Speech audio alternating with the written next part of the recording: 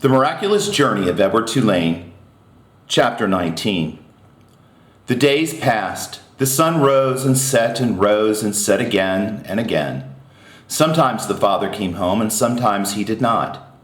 Edward's ears became soggy and he did not care. His sweater had almost completely unraveled and it didn't bother him. He was hugged half to death and it felt good.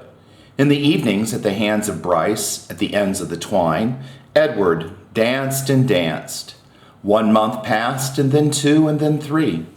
Sarah Ruth got worse. In the 5th month, she refused to eat.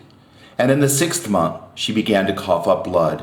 Her breathing became ragged and uncertain, as if she was trying to remember in between breaths what to do, what breathing was.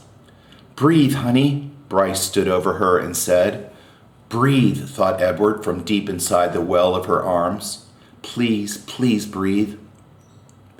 Bryce stopped leaving the house. He sat at home all day and held Sarah Ruth in his lap and rocked her back and forth and sang to her. On a bright morning in September, Sarah Ruth stopped breathing. "Oh no," said Bryce. "Oh, honey, take a little breath, please." Edward had fallen out of Sarah Ruth's arms the night before, and she had not asked for him again. So face down on the floor, arms over his head, Edward listened as Bryce wept. He listened as the father came home and shouted at Bryce. He listened as the father wept. "You can't cry," Bryce shouted. "You got no right to cry. You never even loved her. You don't know nothing about love." "I loved her," said the father. "I loved her." "I loved her too," thought Edward. "I loved her and now she is gone." How could this be, he wondered.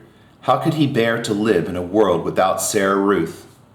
The yelling between the father and son continued, and then there was a terrible moment when the father insisted that Sarah Ruth belonged to him, that she was his girl, his baby, and that he was taking her to be buried.